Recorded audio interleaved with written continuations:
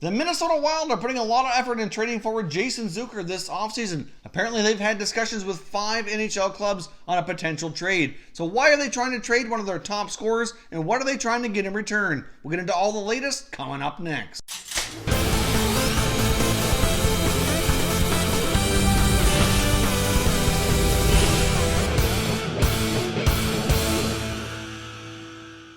Welcome back to Top Shelf Hockey. If you're new to the channel, thanks for stopping by. We review and discuss all 31 NHL teams. So if you're a huge hockey fan, consider subscribing and clicking the bell so you don't miss anything. Now, I do highly recommend watching this video all the way through. I'm going to have a lot of information on all these potential Zucker trades, as well as a little bit of a history and discussion around deals that GM Paul Fenton's already made during his short time with the Minnesota Wild to see if we can see where this is going longer term and try to figure out the Wild strategy in trading one of their top players. Now, before we get into all the trade potential here with Zucker and all the deals that apparently have been discussed, I want to take a quick look at Paul Fenton's trade history as general manager of the Minnesota Wild so far. For today, I'm only going to take a look at the 3 most significant moves he's made since he's been GM of the Minnesota Wild. Now let's jump into that first. Now, of course, one of the more significant trades he's made was trading forward Nino Niederreiter to the Carolina Hurricanes in exchange for Victor Rask. Now, in this case, both players are the same age. Niederreiter has 3 20-goal seasons under his belt. In 17-18, his production was down a bit. He had 32 points in 63 games. And then last year, before the trade, he had 23 points in 46 games. So he had been struggling a little bit with his current group of forwards that he's playing with there. But overall, a very talented player, making $5.25 million. In return, they get Victor Rask from Carolina, who's the same age, making $1.25 million less at $4 million. But he only has 1 20-goal season to his name. In 17-18, he struggled with 31 points and had only put up 6 points in 26 games prior to the trade. So they're getting a player who makes less money, but who has a history of struggling and a lot less established throughout his career than Nino Niederreiter. Now, next up, I want to take a look at the Charlie Coyle trade they made at the deadline here. A $3.2 million contract for Coyle sent over to the Boston Bruins in exchange for Ryan Donato and a 4th-round draft choice. Now, Charlie Coyle's 27 years old as well. Certainly been progressing nicely throughout his career for the first few years at least. He had point totals of 30, 35, 42, and 56 up until 2017 before he started to regress here a little bit. Kind of in the same thing we saw with Niederreiter, but that year he went down to 37 points. And then the current regular season that was just completed, his numbers were on pace to not really be much better. But at the same time, I think a lot of that had to do with who he was playing with, the role he was in, just the team in general. So again, very similar, comparable situation to Nino Niederreiter. Once he got traded to Boston, things did pick up. He's been a pretty important player for them so far in these playoffs and the run to the Stanley Cup Finals. Of course, in return, they get Ryan Donato, who was in the minors at the time, so his contract didn't even count towards the salary cap, but it does certainly have potential to be a potential solid player here down the road. This deal, the Wild saved $3.2 million in salary cap space, and they do get a little bit younger, but again, a little bit less established. The other trade we want to take a look at is trading forward Mikael Granlund, who's also 27 years old, to the Nashville Predators. Granlund was making $5.75 million. He's had 2 20-goal seasons to his name and was having a pretty solid year, 49 points in 63 games prior to the trade this past season. In return, the Predators sent over Kevin Fiala, who's 22 years old, just completing his entry-level contract. Still has 1 year left on that. He has 1 20-goal season to his name, and Fiala had struggled a little bit to kind of regain that consistency in Nashville as well. So I'm not totally shocked they gave him a change of scenery, but at the same time here, they do save $4.88 million in salary cap space. They get younger, but again, a player who's less established. So overall, in these 3 trades, they trade out 3 players who are making a total of $14.2 million. And in return, when you count the contract of Victor Rask and the 2 entry-level contracts for Donato and Fiala, even if you put Donato on the main roster, that's only about $6 million total. Therefore, that saves them about $8.2 million in salary cap space. They do get younger, but they do have a lot less offense and a lot less proven players in their lineup.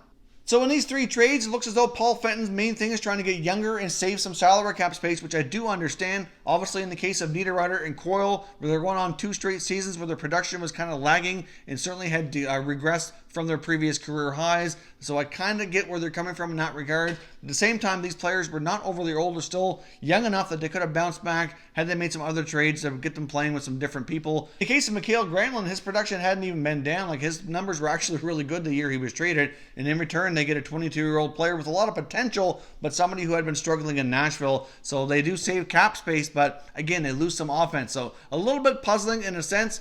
Now let's take a look at the 5 potential trades here that they've been discussing for forward Jason Zucker. Now, another big reason I think they're trying to make this deal happen now is that after July the 1st, Jason Zucker has a modified no trade clause. So obviously that will complicate a trade much further at that point in time. He has a 10-team no trade list that kicks in July the 1st. So obviously if they can get a deal done ahead of time, they don't need him to waive that clause. They don't need any special permission. They can make the trade without any consent and move along here. But at the same time, like I said, with these other players, he's only 27 years old. He's got a 30-goal season under his belt, which did come in his contract year, and he has 3 other 20-goal seasons as well. So he's been a pretty good dynamic player. He's got a lot of speed, certainly in a bit of an energy type player for the Minnesota Wild. So it is a little bit of a mind-boggling situation to me why they're so anxious to trade this guy. Now, of course, in the Pittsburgh Penguins trade that we've already discussed on the channel, which was one of the 5 trades we're looking at today, I guess I kind of understand that because they're getting themselves a veteran player who's a proven point producer. And as much as I like Zucker, Phil Kessel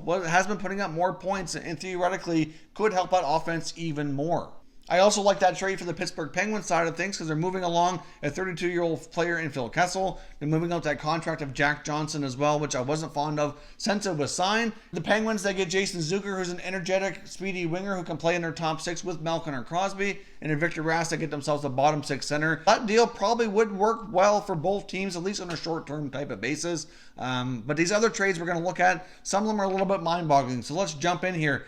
Now, apparently they've been having discussions with the Vegas Golden Knights, and the player they're trying to get back in this trade is Jonathan Marchessault. Now, Marchessault is a year older than Zucker. He's 28. He's actually from Vegas himself, so obviously he probably wouldn't mind playing there. I can understand the interest that way to maybe talk to his hometown team. But at the same time, Jonathan Marchessault makes less money. Again, he's making $5 million. Zucker's making $5.5 million, so they get a bit of a salary cap savings. He's only not even barely a year older, so age-wise, there's not much difference. And if you take a look at the production, Marchessault's been putting up more points, similar type of numbers and goals, but he gets a lot more assists. Probably fair to say he's more of a playmaker than Zucker is. So overall, I think that would be an upgrade for Minnesota. But obviously, Vegas doesn't really seem to have any interest in trading Jonathan Marchessault, which doesn't surprise me. He's been a great player for them since their first season. He signed a longer-term contract, and there's no desire there to trade Marchessault in order to obtain Jason Zucker. I think they might be open to acquiring Zucker, but for a different price tag. They'd have to greatly change the terms to make that happen for sure. But either way, that is what Minnesota was trying to get themselves here from the Golden Knights. But of course, that's a no-go, and I certainly understand why. Now, apparently, they've also had discussions with the Vancouver Canucks, and they're trying to obtain 22-year-old restricted free agent Brock Boeser. Now, Brock Boeser, I'm sure, is a non-touchable player for the Canucks to even think about trading. He's a big part of their team's future. He's a big part of the core moving forward here. He's only 22, but in his 2 seasons, he's been an excellent player for them. Looks like he's likely going to be a 30 to 40 goal scorer longer term. He already has 2 20-goal seasons under his belt, and I think that's only going to continue to grow. He certainly had pretty good chemistry with rookie Elias Pettersson this past year, and really, I don't think the Canucks would have any desire to trade this guy at all. I don't blame Minnesota for trying to acquire Boeser. He's 22. He's got a ton of potential. He's going to need a new contract, but really, if you think about it, they wouldn't mind paying somebody that age to really give them a major boost in goal scoring longer term. I think long term, Boeser has more upside than Zucker does, so I understand the desire to acquire him. But really, if I'm Jim Benning and the Canucks, I'm hanging up the phone, not even having that discussion. So that likely did not go very far.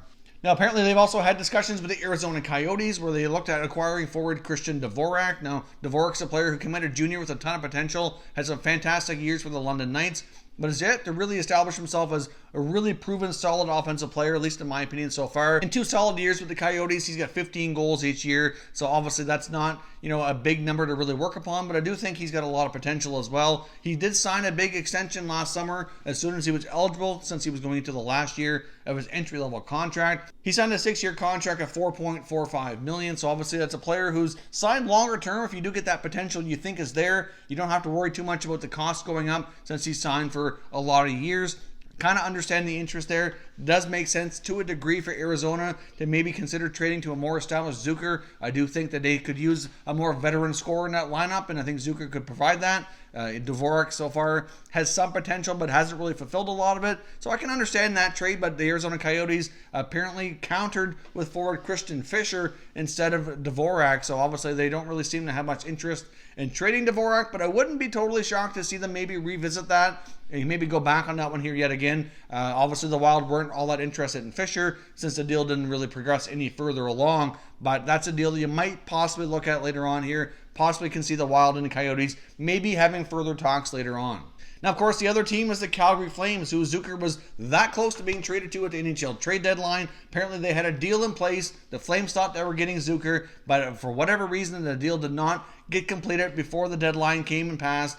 So therefore, it never happened. So, of course, the Minnesota Wild and the Flames apparently have had some further discussions, and it looks as though the return going to the Minnesota Wild from the Flames was forward Sam Bennett and Michael Frolik. Now, to a degree, I understand the deal from the Flames side here. I think that Zucker would be an excellent fit with the Calgary Flames. I understand why they would want to make that acquisition. I can understand even trading for Frolik and Sam Bennett, but for a team like Minnesota who really needs offense and they're trading out value, trying to get even more value back, I just don't see the Frolik and Bennett package really being all that desirable, at least in my opinion. Maybe there was another piece in there that we don't know about. Maybe there was another good-looking prospect or a high pick or something, but either way, I would think Minnesota would be looking to get something back a little bit more offensive. I mean, Michael Frolik is a decent hockey player, but he's likely going to be like a third-line type of player. And Sam Bennett came out of junior with tons of potential, really high draft pick, and hasn't really panned out to be the player that they thought they were getting. He has kind of adjusted his game and found a way to be in the lineup on a regular basis and contribute in other ways here, but he's still only at best a 30-point player after 4 seasons in the NHL. So I don't really see, from the Minnesota perspective, the desire to make that deal, unless there's something else involved there that we weren't aware of as that was being discussed. From the Calgary standpoint, I can understand their desire to make that acquisition. I think he would be a great fit there, and since they were so close at the deadline, I can certainly see that being revisited here as well. I'm not sure why Minnesota would want to do that, but apparently the talks were close enough that it makes sense that they would go back and have another chat about it here. Regardless of what happens here, be interesting to see if there's any more dialogue with these 5 teams or any other NHL teams. I do fully expect Jason Zucker will definitely be traded before July 1st. The Minnesota Wild seem to have their minds made up here that he's a player that needs to be traded and to continue what they're doing here to try to save some salary cap space, get younger, and at the same time try to find more scoring. Will they get that in the form of a nice veteran scorer, or will they go the route and trend here like they have in their other trades and find something cheaper and younger with more potential for the future? Of course, as always, let me know your thoughts and opinions down in the comment section. Which deal do you like best for Jason Zucker and the Minnesota Wild, and which one makes the most sense and is most realistic that would maybe help both clubs? If you're new to the channel, I hope you consider subscribing. We cover all 31 NHL teams, and there's plenty of content here for all hockey fans to enjoy. So if you're new, subscribe for more videos just like this one. Give this video a thumbs up if you enjoyed it as well. I'd appreciate it if you did. As always, thank you for watching, and I will catch you next time.